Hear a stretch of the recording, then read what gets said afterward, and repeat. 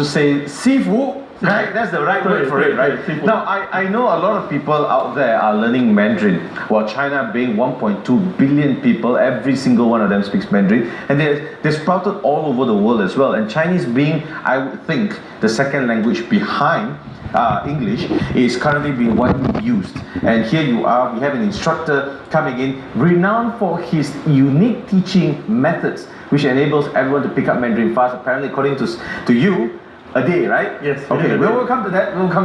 Now, he's been teaching Mandarin for over 7 years and have made thousands to speak Mandarin and at least understand Mandarin in a minimal amount of time, right? So knowing Mandarin is certainly important, not only in our culture, but in the business culture, or being a world resident. And being an Indian teacher, teaching Mandarin has brought around a lot of attention to him. His modus operandi is to use the words that we already know to ease people into teaching Mandarin. Now, you also use Tamil, what I understand, English, we have Cantonese and Malay language to explain phrases that make Mandarin even more easy to pick up. So what I understand from this is that we spoke about you last week before we brought you in this week. So now with the years that you're teaching English, right? How did you start teaching, or why did you get into this? You know, back then when I was working with in a furniture company, okay. I used to teach some of the staffs to speak Chinese. Okay. So I was doing it part time. All right. And then someone told me, "Hey, look, you are very unique the way you teach. So why not you advertise on the internet?" Right. So I advertised on the internet. That was 7 years ago. I advertised in Muda. So when nobody called me, nobody called me up. Okay. Then after about 3 months after advertising, there was a few training providers called me up. Right. They called me up. They asked me, "Do you have any experience training Mandarin?" And Right. I said, "No, I don't have any." I didn't say I don't have. I said, "Yes, I have experience training Mandarin." Okay. So they gave me a job to teach in a hotel. Okay. And a college, a small college. Okay. So I just took the challenge and I taught them. So that was 7 years ago when I first started teaching Mandarin. Right. So I took that challenge. Okay. Through my years of teaching, after a period of 1 or 2 years, then I realized students, because the project that they gave me is all short, 1 month. Okay. So back then I named my course Speak Mandarin in 1 month. Right. Yes. Okay. Then after that, I realized after teaching them in a short period of time, they can speak and understand Mandarin in a very short period of time. Right. So this method of teaching, right? Okay, before we go there, how many students have you taught over the last 7 years that you've been in? Minimum close to 1,000. Close to 1,000 students, and the unique methods about your teaching, methods. How can you, or what is your, weapon for you to, make somebody understand Mandarin from zero? Okay, I use language that you already know to teach you Mandarin. Okay. So if you're an Indian, I use Tamil and teach you. Okay. So if you're a Malay, I use Malay and teach you. Okay. Yes, if you're a Chinese, okay. Maybe if you can speak Cantonese, I use Cantonese and teach Mandarin because I speak 5 languages. I see. So I use words you already know to teach you instead of teaching you a new word. Okay. Let's say for example, come and go. Okay. I use the word fruit. What is a fruit? How to tell lychee? Lychee. Okay. Lychee. Yeah. Yes. Okay. So lie is come, chi is go. So I use this method and teach my students. I see. So you get them connected to what they already know. Yes. Lie and chi. Chi is go. Go, yes. Yeah, come and go. Yes. I see. Okay. So these are things that you created by yourself, I'm sure. Yes. Okay. Now, how do you come about this idea? Because end of the day, you must have learned from somebody for you to actually pick it up, right? Okay. The teacher that taught me are actually my students. So through my experience of teaching polytechnic, I teach in a hotel. Okay. So when I was teaching for a period of 1 year, then they started telling me, "Hey, look, they started giving me methods." Right. So through this shortcut methods, I devised a formula to make people understand Mandarin super fast. Right. So do you go to a Chinese school to learn the writings? Oh yes, the right way of learning Mandarin, I went to a Chinese school. Okay. So you actually graduated from somewhere in linguistic Mandarin language, and then with all the strokes and all those. Yes, all the strokes. I went through that in Chinese. You went through that as well, because it was hell for me when I started. Yeah, same goes to me. And till today, I'm quite disappointed in myself. Being half Chinese, I'm quite disappointed. I only can read certain words that I like. For example, meat, rice, egg. Yeah, because that's what we do every day. That's what we eat every day. Exactly. Yes. So you include that into your syllabus, right? Yes. And what's your aim of teaching Mandarin? Because you could have worked I don't know, as a furniture manager or something like that. Yes. But you switch from that into teaching Mandarin. So, what's your aim of doing this? When I was teaching in my early years, yes, getting a job was pretty easy for me because Okay. after my studies, Okay. I applied jobs in so many places. Right. Immediately, everyone called me up for a job, not because of the degree I had, it's because of the Chinese, the Mandarin the skills which I have. And when employers employ me, Okay. they say that, hey, you're an Indian guy, but you can speak Chinese. Okay. Speak a little bit of Chinese and see. So I spoke a little bit, and then they hired me straight away. Right. So knowing that. This is only me, but if I can help another fellow friend of mine or another Malaysian to have the same knowledge like what I have, why not? May I know the people that you obviously taught corporate people only, right? But you see the general Joes down there on the street. Do you get them walking up to you and say, "Hey, Sifu, can you teach me Mandarin?" Or some maybe let's not look at the Joes. Let's look at your family members. You know, your cousins and people that are around you. Do they come up to you and say, "Hey, Kairesh, can you teach me the simple basic Mandarin?" Or can I go through your classes or some stuff like that? That's how I started teaching Mandarin. I see. Yes. Okay. So it was from friends and family and referrals that will Referrals, you yes. started. Okay. And how has Mandarin helped you in life? I mean, yes, you've progressed this far. How do you see? I enjoy. A few years ago, when I was teaching Mandarin, Okay. there were some students that came up to me. They said, "Sir, I really want to learn Mandarin badly. Please help me out." I said, I can help you because I'm really looking for a job badly. I really cannot find a job. Right. Because every employers are asking preferred language Mandarin. Okay. So can you please help me to get a job badly? They Okay. needed badly. So I said, okay, come. Let me teach you how to speak Chinese. Okay. Just give me a month. So I used all the methods I taught them. Okay. And then I said, use whatever I've taught you, and because I trained her how to go for a job interview also. Right. She used the exact script which I've taught, and she got a job with a different pay.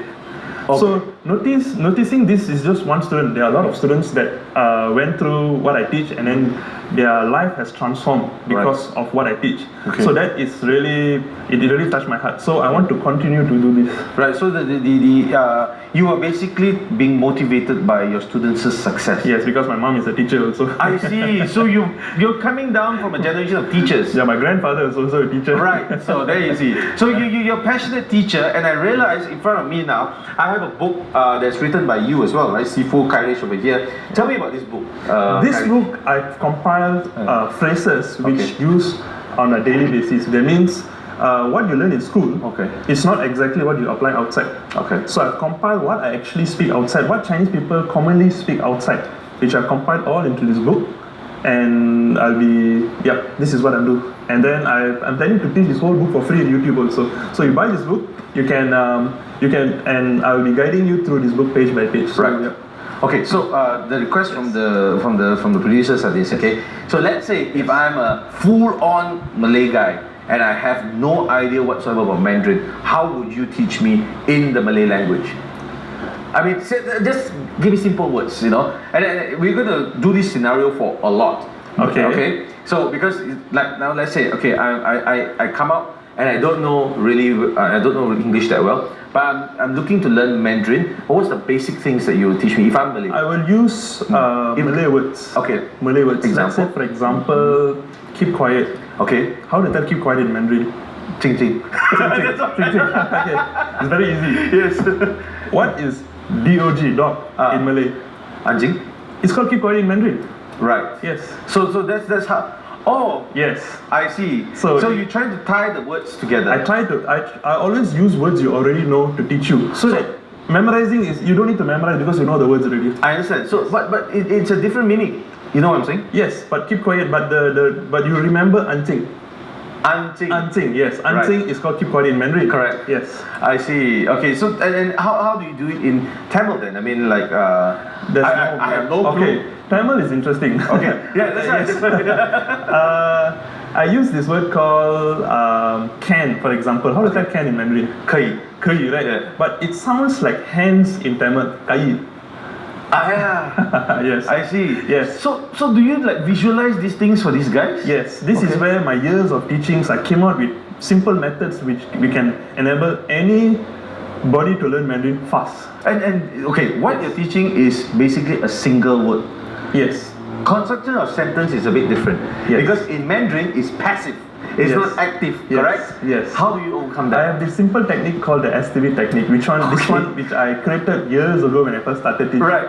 So this is where my students have been with me, and then through all my trial and errors, I created this technique called STV technique. Okay. So what is S? Subject. Subject. T is called table. Okay. Okay, it's not the table. Okay. And then V is verb. Okay. Okay, subject is like I, you, he, we, all day. Right. So how do you tell, do you know the word wanita? Wanita? Wanita. Okay. You just remove the AWA, you put an O, what do you get? Wanita. Oh, okay. Wanita. Ta. Okay. Yes. So you remember wanita. Okay. Yes, let's say, then table. What is table? Okay, I don't know what to call this during my early days of teaching because I'm not an English teacher. Okay. Table is called, I have positive and negative. Okay. Let's say want. Okay. This is one simple word, want. Okay. Want in Mandarin is called? E. No, not that one. Oh, then. Want. W-A-N-T. Oh, yao. Yeah, right, yao. So yao, it goes into the positive sector. Right. So don't want will be? Puyao. Yeah. Puyao. So it's just yao and puyao. That means positive is yao, negative will be puyao. Puyao. The pu. So the same thing it goes to can. Can is called 可以. Okay. So cannot? 不可以. You see, you just put a pu in front. Right. So we have subject and table. Right. Then what I told you just now, lychee, right? So you can tell subject, table, verb. 我要来，我不要来。 I see now. And then add on something for viewers also. Okay. Positive table, 要and 可以, right? Yes. Yes, you just put a ma behind, it becomes a question. Alright. 要吗？可以吗? Yes. Yes. So that's the technique, and this is one of the ways that you're teaching people very quickly because of this. Yes. I see. Because I have this motive, okay, if you want to learn Mandarin, yes. But if you want to commit yourself towards 3 months, 6 months, 1 year towards learning Mandarin, you may not be able. So what I do is I create a technique where you can understand Mandarin first before you start speaking. Now, can I ask that, does this apply for other languages as well, or just only this? Only this. Okay. Yes. Because you know 5 languages, am I right? Yes. Yeah. Yes, because this one I'm focusing on sentence structure. Okay. Yes. Alright, I heard you got some programs coming up, or you got something. Tell me about your programs. My program, I've created a one day, because I'll be teaching Mandarin very fast, you can even master numbers in a very short period of time with me. Yes, answer 5, 6, 7, 8, 9, 10. Yes, I can teach you, I'll be teaching you, okay, yes, let's talk about my program. Okay. On the 25th of November, Okay. I'll be organizing an event in Wisma MCA. Okay. It's a one day program, where you just come for my one day program, you can learn all my techniques, and you can already walk out understanding basic Mandarin. Okay. And this is for, who are these targeted to? All Malaysians who don't know Mandarin, and including Chinese who don't know Mandarin also. How many, I mean, maybe you can give me a bit of details. When's the day? How do we register and all those? You can go to my website. It is Sifu Kairesh, SIFUKAIRESH.com. So the details are all there, and I'm also giving my book there. It's free, so I just have to ship it over to your place. And then the details of my workshop will be 25th of November 2017, which is another 3 more weeks to go. And it's starting from 8:30 to 5:30. It's a one-day event. It's a one-day event. And for whoever that's keen to learn about Mandarin, they can actually go over and learn from you, right? Yes. Alright. Do you have, I mean, before we end, do you have a YouTube video where you teach Mandarin? Yes, I teach in YouTube also. You can subscribe to my channel. It is Sifu Kairesh, same thing again. SIFUKAIRESH. Like this book, you can get this book from me, but page by page. Remember, if you buy a book, a Chinese book, but if you want to learn on your own, it will be difficult. Correct. So I'm going to produce video page by page teaching you how to use this book. Right. Yes. So those are very important stuff. You know, because I didn't know you actually went to a university to study a full-on Chinese until we came on air. Because I also didn't ask you earlier on, right? You have a degree and you learn in China, or you learn here in Malaysia? No, I did a local degree here. You did a local degree in Malaysia. All right. Thank you very much, Kairesh, for sharing all your information and also. Shall I give you one more tip? Yeah, sure. Thank you in Chinese is called 谢谢. 谢谢. A tip for you, for viewers. How do you tell you're welcome in Mandarin? 不客气. 不客气, right? There's another way. How do you tell small bird in Malay? Burung kecil. Burung kecil, right? So it's also burung kecil. We just take out the R, you put the Y. Puyong kecil is called you're welcome. Oh, right. No, I've not learned Mandarin much, only Yes. picked up in my 20s when I was here in KL.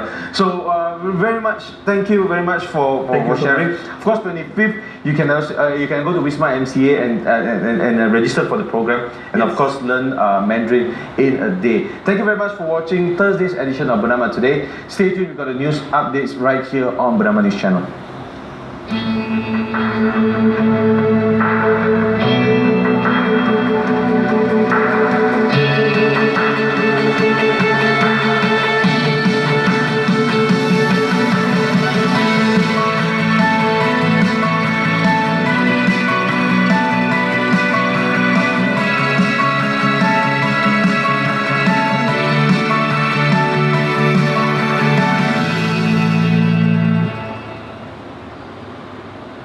Dan informasi sahih, tepat, mantap.